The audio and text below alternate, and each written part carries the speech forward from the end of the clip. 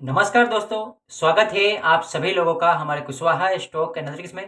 तो दोस्तों, आज हम सीखेंगे कि वीसीपी पैटर्न क्या होता है। ओके, तो वीसीपी पैटर्न जो है एक बहुत ही इम्पोर्टेंट पैटर्न है। यदि आप देखें तो उसको यदि आप उसको अच्छे से समझें तो उसकी सहायता से आप ब्रेकआउट को एक अच्छे से हम उसको फाइन ट्यून कर सकते हैं। ब्रेकआउट में जब भी आप देखते हैं कि हर बार जो है ब्रेकआउट जब भी होता है तो उसमें फेलियर की प्रोबेबिलिटी जो है ज़्यादा होती है। फेलियर होने के चांसेस जो है ज़्यादा होते हैं। तो उस फेलियर के चांसेस को जो है इस पैटर्न के ज़रिए जो है हम कम कर सकते हैं। तो दोस्तों, यदि आप हमारे चैनल पर पहली बार आए हैं, वीडियो को पहली बार देख रहे हैं, वीडियो पसंद आए, वीडियो को लाइक और शेयर ज़रूर कीजिएगा। चैनल पर पहली बार आए हैं तो चैनल को सब्सक्राइब ज़रूर कीजिएगा ताकि आने वाला एक भी सेशन जो है आपसे मिस ना हो।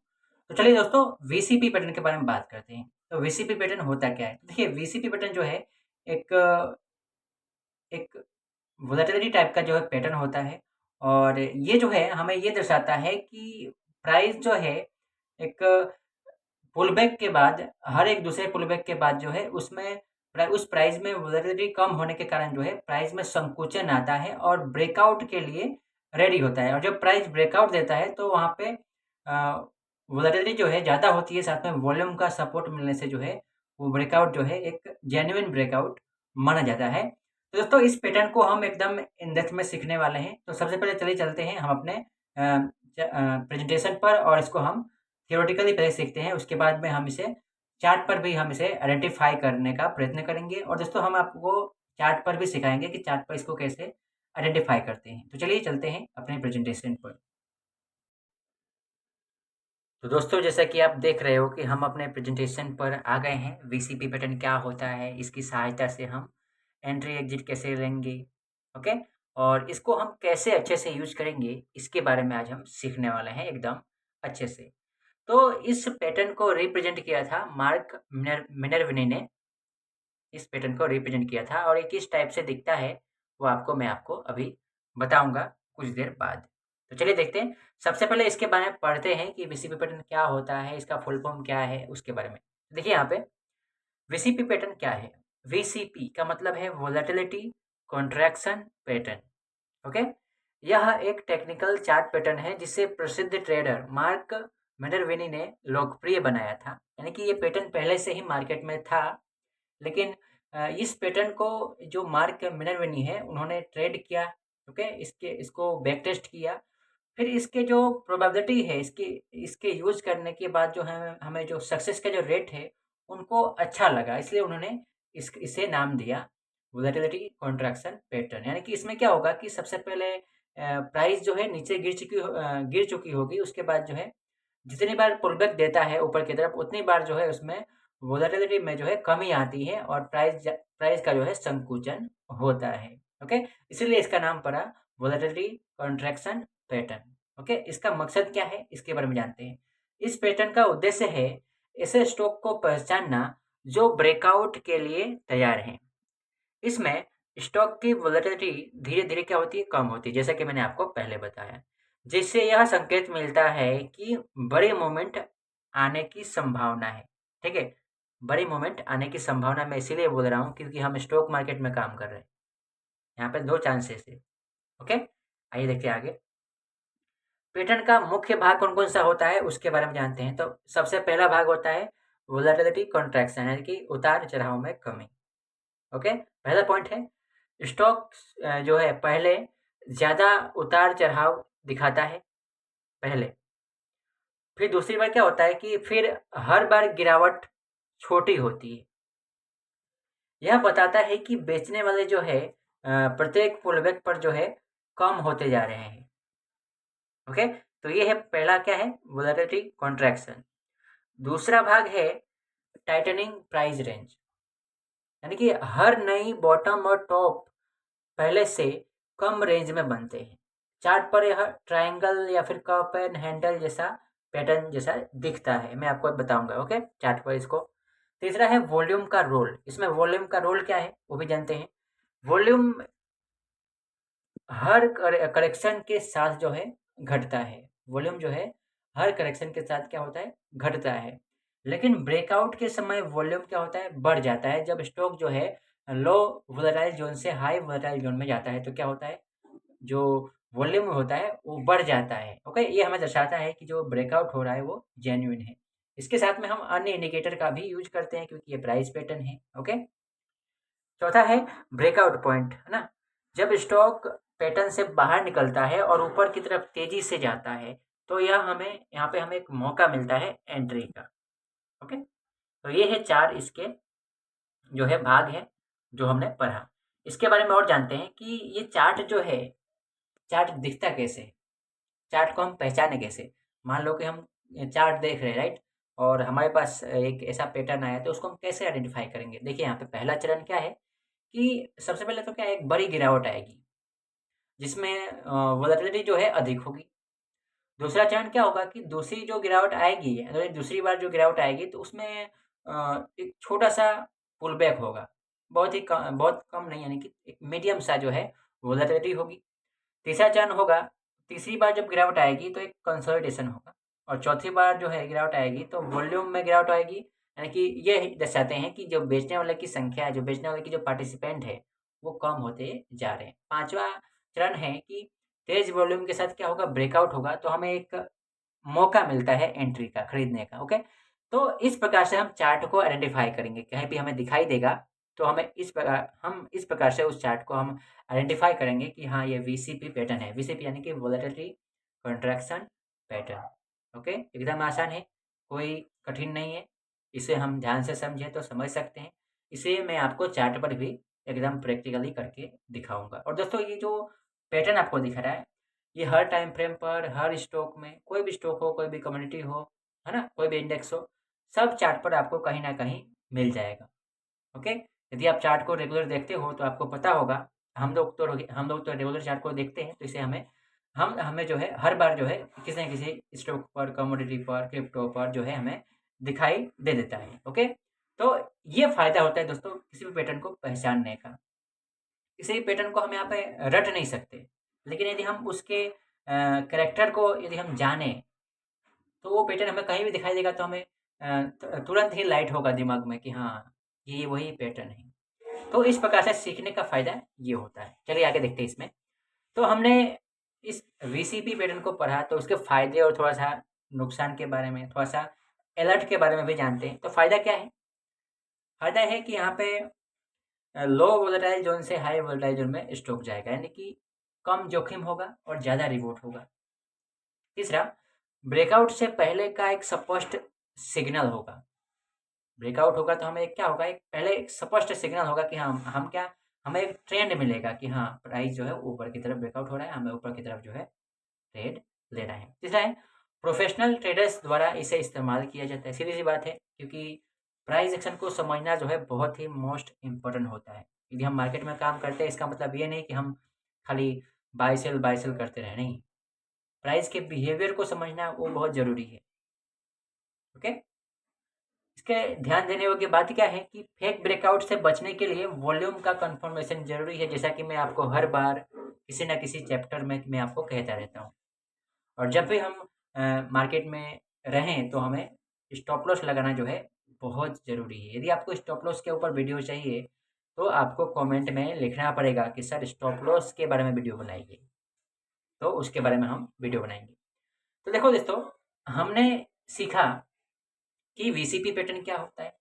इसको हम चार्ट पर कैसे आइडेंटिफ़ाई करेंगे वो भी देखा।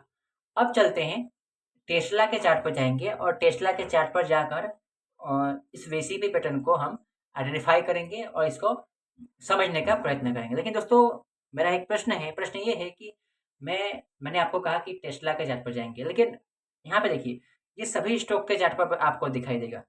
सभी स्टॉक के चार्ट पर यदि आप हिस्ट्री में जाओगे, पिछले चार्ट में जाओगे, तो आपको कहीं न कहीं दिखाई देगा, सभी टाइम फ्रेम पर आपको दिखाई देगा। ओके? तो मैं चलता हूँ टेस्ला के चार्ट पर, उस पर मैं आपको खोज कर दिखाता हूँ, चलिए। दोस्तों, जैसे आप देख रहे हो कि हम टेस्ला के डेली चार्ट पर आ चुके हैं, नैस्डैक जो है एक्सचेंज है और हम यहाँ पर आपको इस चार्ट पर जो है आपको जो वीसीपी पैटर्न है उसको आइडेंटिफ़ाई करके दिखाएँगे। ओके? तो यहाँ पे देखिए, तो सबसे पहला आप हमारा जो है उसकी परिभाषा क्या थी वीसीपी पैटर्न की, कि पहले तो है प्राइस एकदम गिरेगा उसके बाद जितनी बार पुल बैक आएगी ऊपर की तरफ, उतनी बार जो है इसमें वोलेटिलिटी कम होगी, उतनी बार उसमें जो सेलर का जो पार्टिसिपेंट है वो कम होते जाएंगे। तो वो वाला पैटर्न जो है मुझे यहाँ पे दिखाई दे रहा है। चलिए, ये जो प्राइस पैटर्न आपको दिखाई दे रहा है, मैं यहाँ पर यदि एक ट्रेंड लाइन को ड्रॉ करूँ, चलिए मैं यहाँ पर दिखाई देता हूँ ड्रॉ करके यहाँ पर। ओके, मैंने यहाँ पे इस ट्रेंड लाइन को ड्रॉ किया, तो आप देख रहे हो कि ये जो ट्रेंड लाइन है एक इम्पोर्टेंट रेजिस्टेंस के रूप में काम कर रहा है। क्यों काम कर रहा है? क्योंकि देखिए, प्राइस रेजिस्टेंस जोन के पास आ रही है, यहाँ से टक्कर खा के नीचे आ रही है, आ रही है नीचे जा रही है, आ रही है नीचे जा रही है, इस प्रकार से हो रहा है। और इसके आप प्राइस के कैरेक्टर को देखोगे, प्राइस के क्या कैरेक्टर को देखोगे, तो यहाँ पर ध्यान से देखिए आप। चलिए, देखिए सबसे पहले प्राइस रेजिस्टेंस के पास आई, ठीक है। ऐसा मैं क्यों बोल रहा हूँ? क्योंकि चलिए थोड़ा सा मैं आपको एक और यहाँ पे कॉन्सेप्ट में समझाऊँ। रेजिस्टेंस ऐसा क्यों बोल रहा हूँ, देखिए यहाँ पे अब समझ में आया होगा, हाँ या ना? देखिए यहाँ पे ये एक इम्पोर्टेंट जोन है, ठीक है।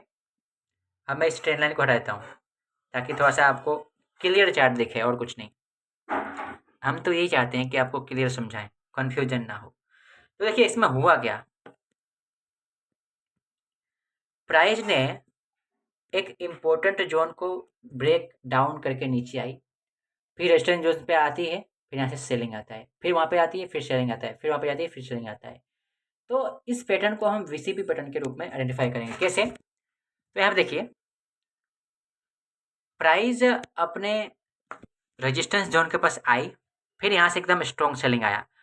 अब मैं इस सेलिंग के जो मोमेंट को है उसको मेजर करूं और आपको समझाऊं, तो चलिए देखते हैं। यहाँ से जो, यहाँ से लेकर यहाँ तक जो है मोमेंट देखिए, लगभग कितने परसेंट की, 24%, 24% है ना, 24% की जो है फॉलिंग आई, आई कि नहीं आई? चलो रेडी, यहाँ पे क्लोजिंग प्राइस है, चलो 20%, ओके, 20% की फॉलिंग आई। साथ में यहाँ पे देखिए, फिर प्राइस ऊपर गई, ओके, प्राइस ऊपर गई, फिर जब ये फॉलिंग आई तब देखिए,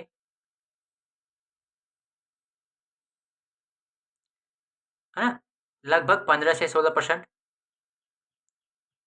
यानी कि ये क्या हो रहा है, जो मार्केट में गिरावट आ रही थी वो कम हो रहा है धीरे धीरे। फिर प्राइस ऊपर गई, है ना, फिर ऊपर जाकर फिर प्राइस में जो फॉलिंग आई वो देखिए कितना है, 10 से 11%, है ना,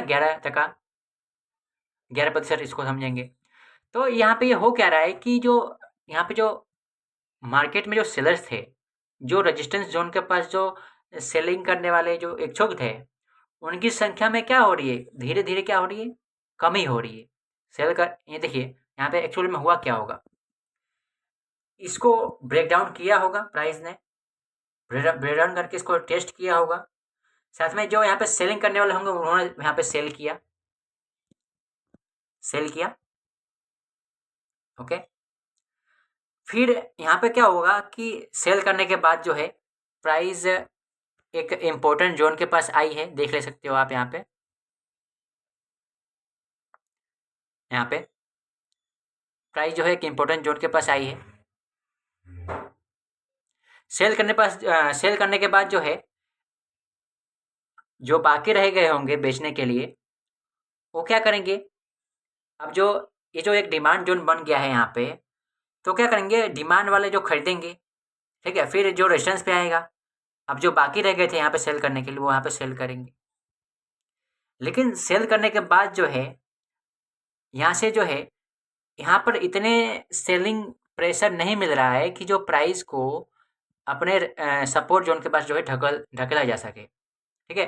तो यहाँ पे ये दर्शाता है कि यहाँ पे जो सेलर का प्रेशर है यहाँ पे कम है और बाइंग का प्रेशर जो है ज़्यादा है। तो यहाँ पे क्या हुआ कि ये सेलिंग तो आई, लेकिन ऐसी सेलिंग जो है, ऐसे स्ट्रॉन्ग कैंडल के साथ जो है सेलिंग जो है एकदम ये अंतिम सेलिंग था। उसके बाद जो कि प्राइस किस प्रकार से बिहेव कर रही है, और प्राइस में देखिए यदि आप कैंडलस्टिक को थोड़ा-सा एनालाइज़ करोगे, तो कैंडलस्टिक जो है किस प्रकार से जो है बन रहा है। यदि आप यहाँ पे देखिए,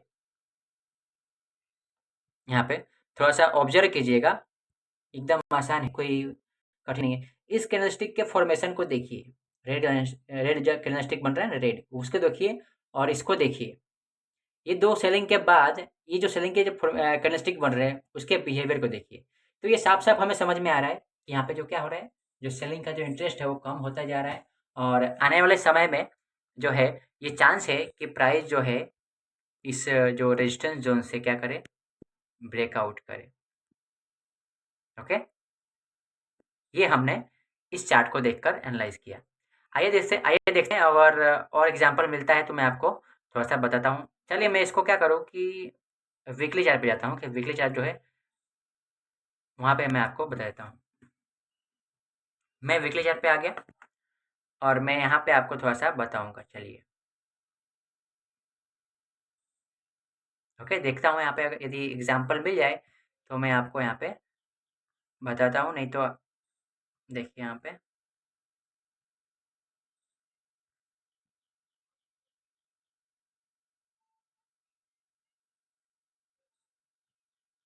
दोस्तों वीडियो में बने रहिएगा।